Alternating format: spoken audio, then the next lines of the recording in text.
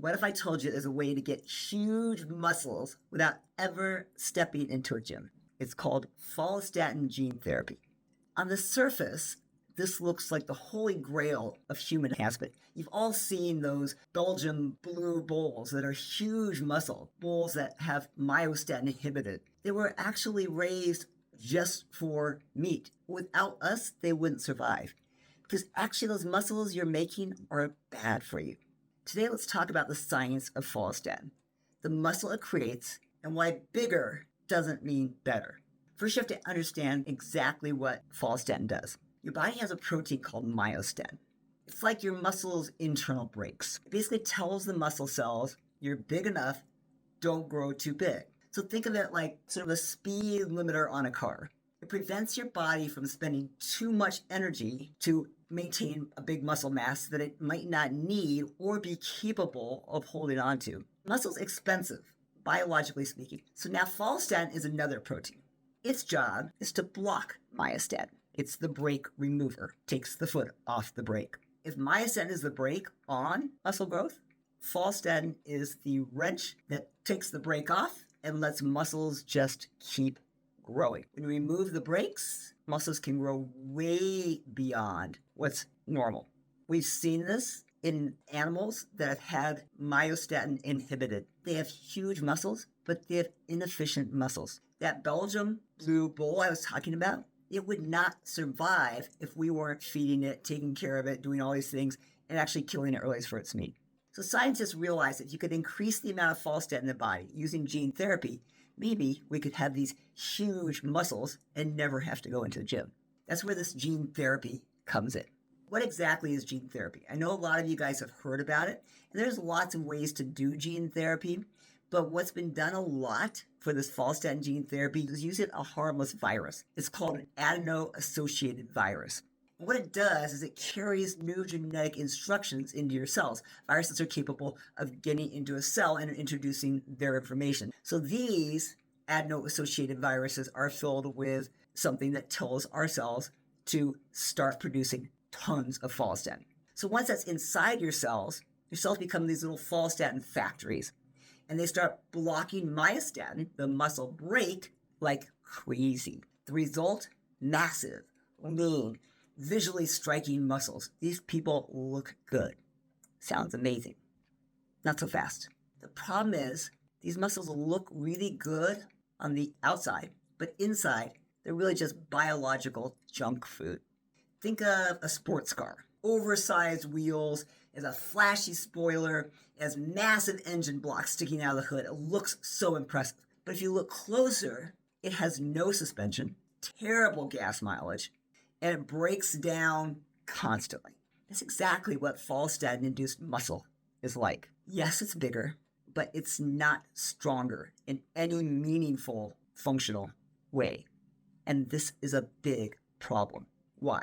Well, because myostatin doesn't just prevent excessive muscle size, but it actually ensures muscle quality.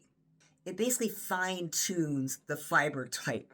So it makes it more vascular and makes it more metabolically efficient muscle. So myostatin is encouraging the muscle to have metabolic efficiency. That's really important.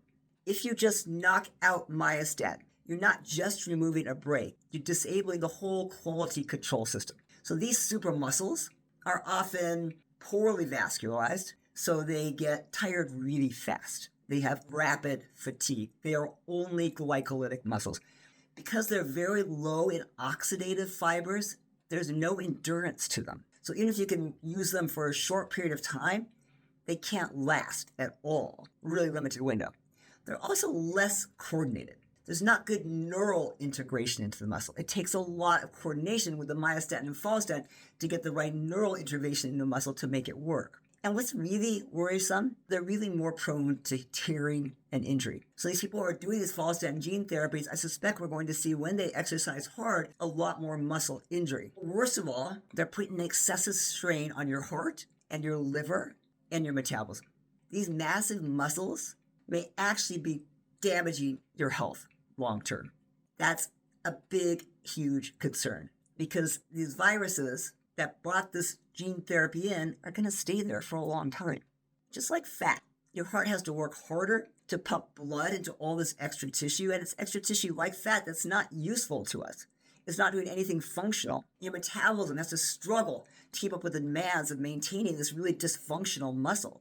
And there's evidence in animal models that long-term follistatin overexpression leads to things like fatty liver disease, metabolic diseases, insulin resistance, all the problems that you can see in somebody who's overweight.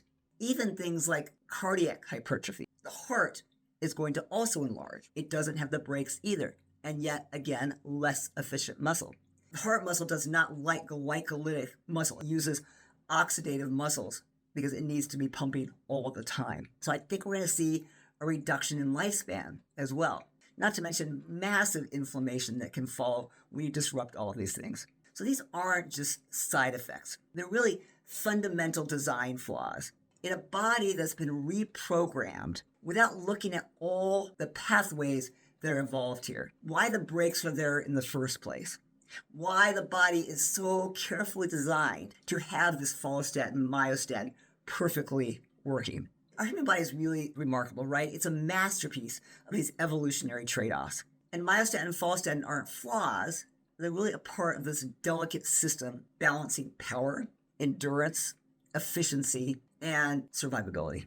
When we mess with these systems too much, especially with things that can be permanent or at least semi-permanent like gene therapy, we're not just changing the outside.